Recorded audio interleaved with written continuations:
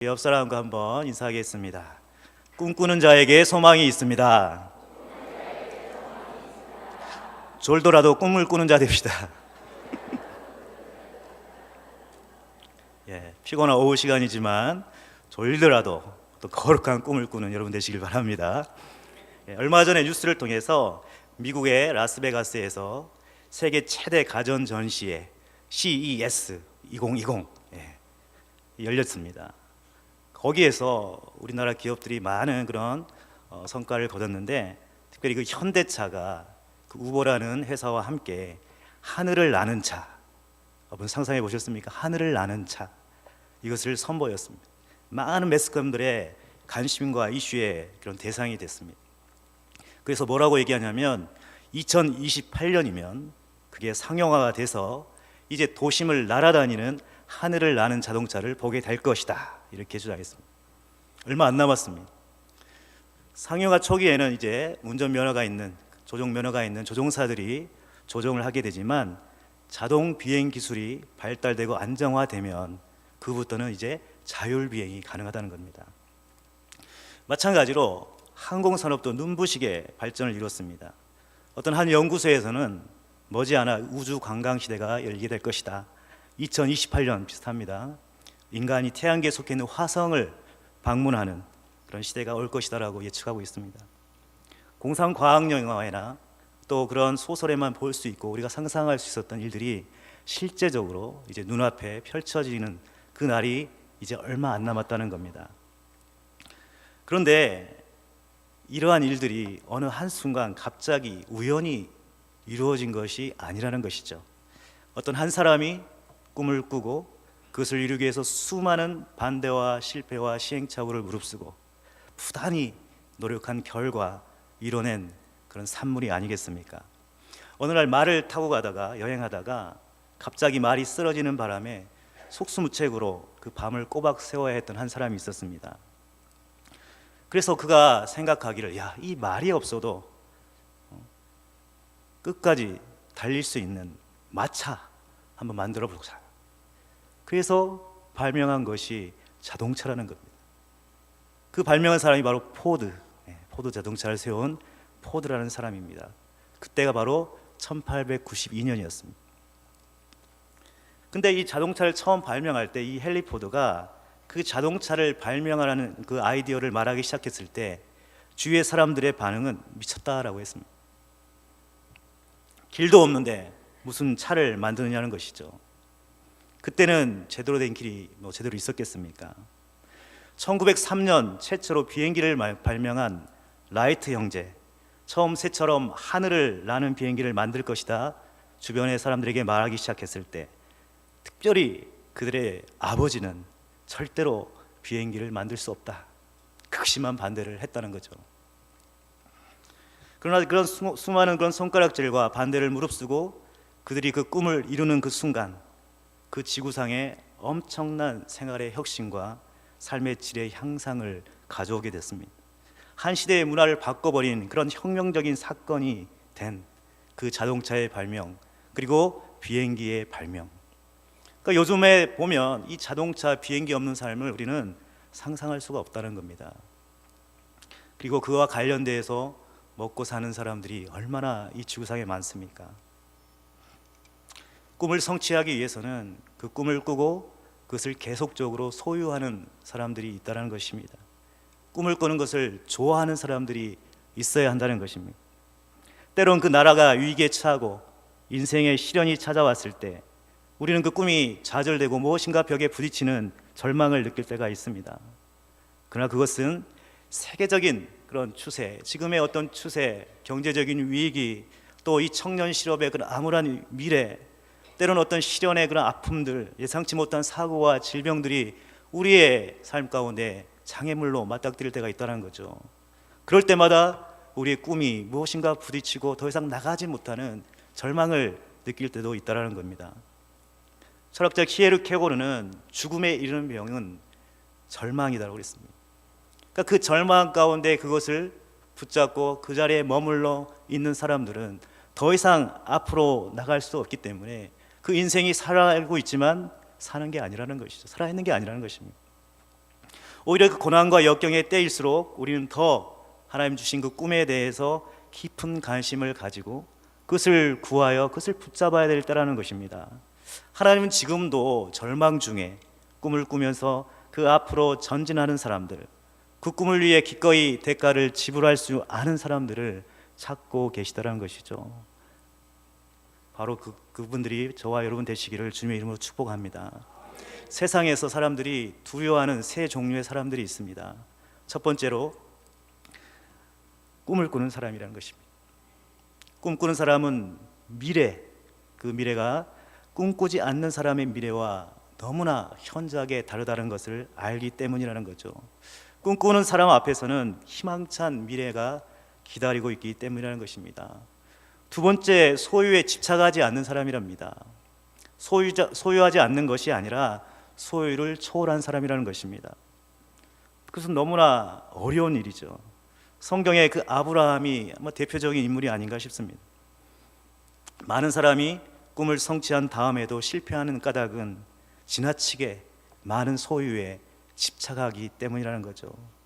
셋째로 죽음을 두려워하지 않는 사람이라는 겁니다. 성경의 다니엘과 에스더 같은 사람들이죠. 목숨을 내어놓는 사람을 감당할 수 있는 사람이 없습니다. 근데 이 세 가지는 다 무엇과 한 가지를 관련이 되어 있냐면 꿈과 관련이 되어 있다는 것입니다. 꿈을 성취하기 위해서 자기의 소유를 과감하게 투자하고 희생하고 초월하게 된다는 거죠. 그래서 그 꿈을 가진 사람들의 특징은 죽음까지도 막을 수 없는, 그 죽음까지도 초월할 수 있는 그 꿈이 있다는 것이고, 그 꿈을 이루기 위해서 자신의 생명까지 얼마든지 내놓을 수 있는 가장 무서운 사람, 바로 꿈을 가진 사람이라는 것입니다. 그 출발점이 바로 꿈에서 시작되고 있다는 것을 우리는 기억해야 된다는 것이죠. 오늘 본문에 보면 이러한 꿈을 꾸는 자의 대표적인 성경의 인물, 너무나 잘 알고 있는 요셉이 나옵니다. 요셉은 꿈을 소유한 사람이었죠. 꿈을 성취한 사람이었습니다. 그는 꿈을 위해서 기꺼이 대가를 지불할 줄 알았던 사람이었습니다. 그리고 교세에서 요셉을 강하게 위대하게 만든 것은 그의 꿈이었습니다. 요셉을 다른 형제들과 다르게 만드는 것도 바로 그가 가진 꿈이었습니다. 하나님, 우리가 꿈꾸는 사람이 되기를 원하실 뿐만 아니라 때로는 우리의 그 좌절된 꿈을 다시금 회복시켜 주시기를 원하시는 줄 믿습니다. 꿈꾸는 자에게 주시는 축복이 두 가지가 있다고 하죠. 첫 번째는 꿈꾸는 자에게는 미래의 소망이 있다는 것입니다. 요셉은 17세에 처음 꿈을 꿨습니다. 지극히 평범한 소년에 불과했던, 형제들과 똑같이 양치는 그런 목동이었던 그 사람이 특별한 환경 가운데 태어난 것도 아니고 위대한 성품을 소유했던 인물도 아닙니다. 그 2절에 우리가 읽진 않았지만 2절에 보면 요셉은 자라면서 그의 형제들이 잘못한 것, 과실을 발견하면 아버지께 그때그때 바로바로 고자질하는 사람. 고자질하지 않으면 못 견뎌요. 입이 근질근질해가지고 그런 사람이었습니다. 이것 때문에 그는 안 받아도 될 형들의 특별한 미움을 받게 됩니다. 뿐만 아니라 아버지 야곱의 그 특별한 편애를 받고 있었던 것이 더욱 형들의 시기와 분노를 부채질하게 만들었습니다. 그러나 요셉에게는 남과 다른 한 가지가 있었습니다. 그것은 바로 그가 꿈을 가졌다는 것이죠. 그 꿈이 평범한 그를 비범하게 만드는 그런 요소가 되었다는 것입니다. 요셉의 가정 상당히 복잡한 가정입니다. 밧단 아람에서 아버지 야곱이 가장 사랑하는 아내 라헬, 그 라헬의 첫 아들로 태어났고 야곱에게는 11번째 아들이 되었죠. 3절에 보면 요셉은 야곱의 노년기, 거의 계산을 해보면 90세쯤 되는 그때 태어났습니다. 그의 생모인 라헬이 어렸을 때 그 어머니가 죽음으로 말미암아 아버지 야곱에게는 더욱 아픈 그런 손가락, 각별한 애착을 갖게 되는 그런 아들이었습니다. 그러니까 다른 형들을 제쳐놓고 오직 요셉에게만 채색 옷을 입혔어요. 그에 대한 특별한 사랑, 그 마음을 표현했다는 것입니다. 소위 요즘 말하는 금수저 엄친아라고 할 수 있겠습니다. 야곱은 맏아들인 장남인 느우벤보다도 오히려 요셉을 자신의 실질적인 장남으로 생각했다는 것을 우리가 볼 수가 있다는 것입니다. 야곱이 채색 옷을 요셉에게만 허락했다. 그리고 르분의 그 장자권을 요셉에게 넘겨줬다. 이렇게 해석하면 된다는 겁니다. 그런데 이러한 요셉에 대한 극단적인 아버지의 그 편애가 형제간의 시기, 형제간의 분열을 일으키는 결정적인 요소가 되었다는 것이 문제죠. 4절에 보시면 우리 한번 읽지나 좀 같이 읽어보겠습니다. 그의 형들이 아버지가 형들보다 그를 더 사랑함을 보고 그를 미워하여 그에게 편안하게 말할 수 없었더라. 편안하게 말할 수 없는 사이. 당시 히브리인들 사이에는 이 평범한 인사말이 만날 때마다 샬롬이라죠. 평안하라 이 말입니다. 근데 편안하게 말할 수 없었다는 것은 뭐냐면 그 샬롬이란 말, 그 인사도 할 정도의 어떤 사이가, 관계가 안 됐다는 거예요. 그러니까 요셉과 그 형들 사이에는 깊은 그런 골이 패어 있었다는 것입니다. 야곱의 그 지나친 편애는 요셉에게 형제들의 시기와 질투를 받으면서 성장하게 만드는, 너무나 불투명하고 암울한 삶으로 들어서게 만드는 요인이 되기도 했다는 것입니다. 그래서 이 창세기 보면 이들 형제간 사이에 일어난 그 싸움, 곧 그 이기심, 갈등, 편애, 질투, 미움, 복수, 때로는 그런 세격, 근친상간, 사기, 이런 사건들이 다 기록이 되어 있습니다.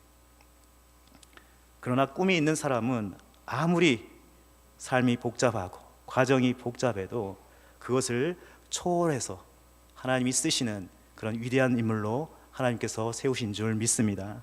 그래서 꿈은 모든 환경을 초월할 수 있는 능력이 있다는 것이죠. 어떤 가정에서 내가 태어났느냐, 어떤 가정 배경에서 성장했느냐, 그것이 미래를 결정해 주는 것이 아니라 그 사람이 가지고 있는 꿈이 어떤 것이냐, 그것이 그 사람의 미래를 결정해 준다는 것입니다. 꿈은 누구에게만 한정되어 있는 게 아니죠. 남녀노소 모든 사람이 가질 수 있습니다. 꿈을 갖는 데는 어떤 자격 조건이 있는 게 아닙니다. 어떤 사람은 나는 이제 나이가 너무 많아서, 그렇게 얘기하는 사람도 있습니다. 아니죠. 나이가 많다. 어떤 사람이 노인입니까? 나이가 많은 사람이 아니라 꿈이 없는 사람이 노인이라는 것이죠. 모세는 80세에, 아브라함은 75세에 하나님의 부르심을 받았습니다. 갈렙은 85세에 내가 개척할 산지를 달라고 여호수아 앞에서 요청했습니다. 하나님이 주신 꿈을 품는 자만이 미래의 소망이 있는 줄 믿습니다. 잠언 29장 18절에 보면 묵시가 없으면 백성이 방자에 행하거니와 율법을 지키는 자는 복이 있느니라. 여기서 말하는 묵시가 곧 꿈이요 비전을 말하는 것입니다. 그러니까 꿈이 없는 백성, 비전이 없는 백성은, 개인은, 가정은, 공동체는 결국 망하고 만다는 것이죠. 어떤 사람은 그 꿈은 미래를 창조하는 재료고 미래를 향해 나아가는 원동력이라고 말하는 사람이 있습니다.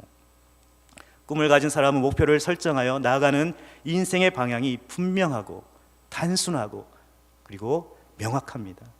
기꺼이 그것을 위해서 대가를 지불하는 모험하는 삶을 선택합니다. 자신의 모든 생애를 쏟아 부을 수 있는 꿈이 있다. 그것은 이미 행복한 사람인 것이죠. 저는 개인적으로 이 거위의 꿈이라는 노래, 그 가사를 너무 좋아합니다. 가수 이적이 작사하고 김동률이 작곡한, 그래서 듀엣으로 1997년에 처음 발표한 곡입니다. 근데 나중에 가수 인순이가 그 곡을 리메이크 해가지고 불러서 더 인기를 끈 유명해진 곡이죠. 폭발적인 그런 가창력에도 불구하고 혼혈이라는 그 이유로 많은 차별을 받아왔던 그 인순이, 그 굴곡진 삶이 그 노래에 깊이 있게 투영이 됐어요. 그래서 같은 처지의 수많은 사람들에게 감동을 주고 꿈과 희망을 준 그런 명곡입니다. 그 가사의 내용을 제가 한번 소개해 드릴게요. 난 꿈이 있었죠. 버려지고 찢겨 남루하여도 내 가슴 깊숙이 보물과 같이 간직했던 꿈. 혹 때론 누군가가 뜬모를 비웃음 내 등 뒤에 흘릴 때도 난 참아야 했죠. 참을 수 있었죠. 그날을 위해 늘 걱정하듯 말하죠. 헛된 꿈은 독이라고. 세상은 끝이 정해진 책처럼 이미 돌이킬 수 없는 현실이라고. 그래요. 난 꿈이 있어요. 그 꿈을 믿어요. 나를 지켜봐요. 저 차갑게 서 있는 운명이란 벽 앞에 당당히 마주칠 수 있어요. 언젠가 나 그 벽을 넘고서 저 하늘을 높이 나를 수 있어요. 이 무거운 세상도 나를 묶을 수 없죠. 내 삶의 끝에서 나 웃을 그날을 함께해요. 정말 감동이 되지 않습니까? 이 거위의 꿈, 이 거위는 다른 조류에 비해 굉장히 지능이 높습니다. 집도 잘 지키는 그런 조류입니다. 그런데 이런 장점에도 불구하고 한 가지 가장 큰 핸디캡이 있습니다. 다른 새들처럼 하늘을 날지 못합니다.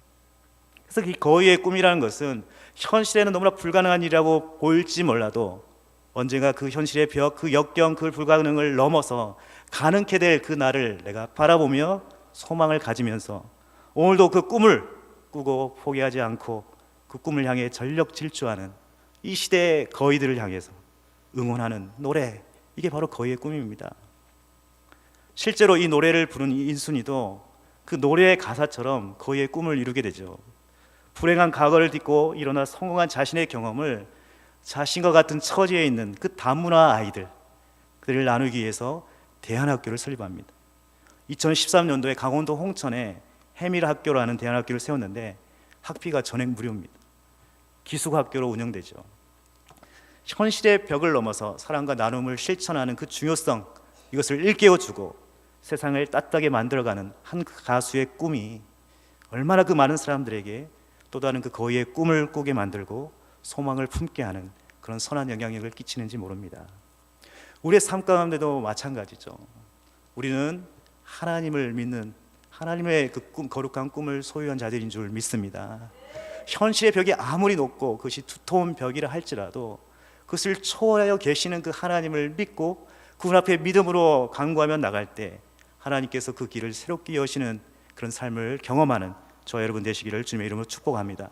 두 번째, 꿈꾸는 자의 축복은 믿음으로 선포하기 시작할 때 그것들이 하나씩 하나씩 열려지는 역사를 경험하게 된다는 것입니다. 5절에 보면 요셉이 꿈을 꾸고 그것을 제일 먼저 한 것이 뭐냐면 자기 형들에게 말하고 있습니다. 그 꿈의 내용이 무엇입니까? 두 번의 꿈을 꿨는데 첫 번째 꿈은 밭에서 곡식단을 묶을 때 요셉의 그 곡식단을 향해서 다른 형제들의 곡식단이 절을 하는 이런 황당무계한 꿈입니다. 두 번째 꿈은 해와 달과 11개의 별이 요셉 자신의 별에게 절하는 그 꿈이 있었습니다. 그러니까 형제들뿐만 아니라 자신의 부모, 그 부모도 요셉에게 와서 절하는 꿈이죠. 그러니까 이 요셉의 꿈은 우리가 얘기하는 개꿈이 아니죠. 일반적인 꿈이 아닙니다. 하나님의 특별한 섭리로 그에게 주신 꿈이었습니다. 바로 꿈을 통한 하나님의 계시를 그가 들은 것이죠. 이 꿈 자체가 장래에 이루어질 하나의 큰 실제적인 사건에 대한 예시라고 할 수 있는데 요셉이 나중에 애굽의 총리가 돼서야 그때야 그 꿈이 이루어지는 것을 발견하게 됩니다. 하나님이 주시는 꿈은 이렇게 크고 위대한 것입니다. 근데 그것을 믿음의 눈으로 볼 때 요셉이 그가 가진 꿈을 다른 사람들에게 믿음으로 말하기 시작했다는 것, 이것이 굉장히 중요한 의미를 담고 있다는 것입니다. 우리들이 가진 꿈은 처음에는 너무나 허황되죠. 말하기 부끄러울 때가 있습니다. 다른 사람들이 나에게 비웃음거리로, 웃음거리로 말하지 않을까 걱정되는, 너무나 불가능해 보이는 것들이 있습니다.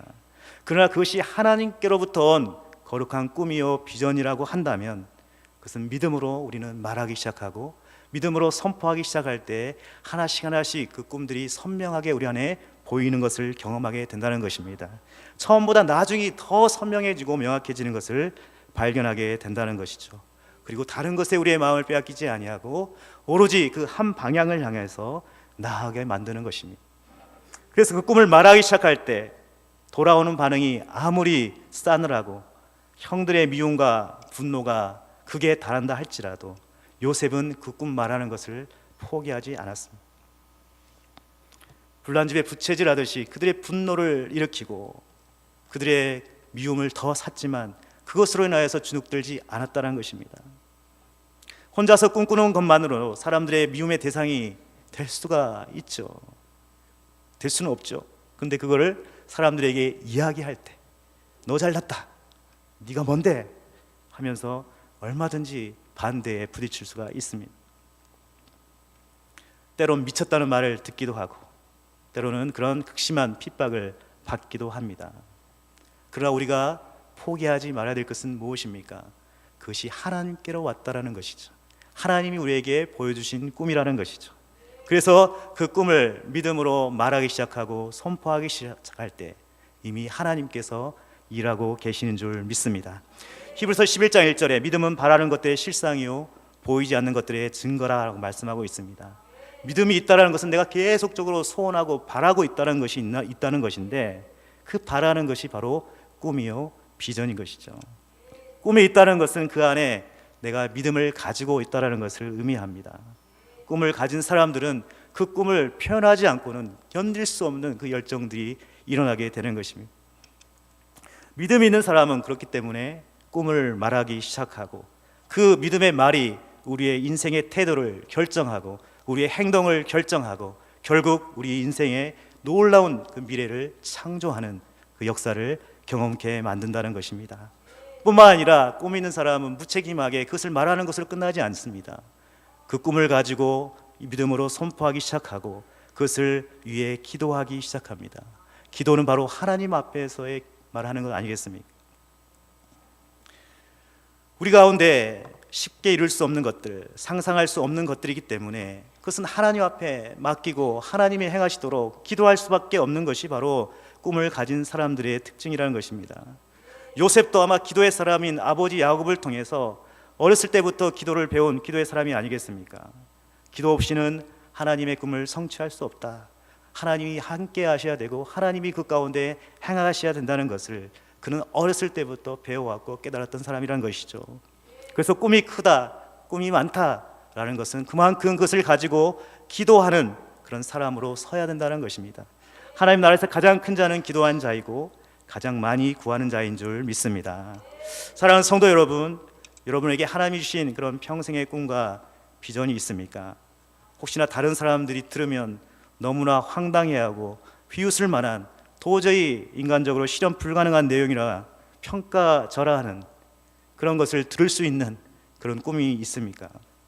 그러나 여러분, 용기를 잃지 마시기 바랍니다.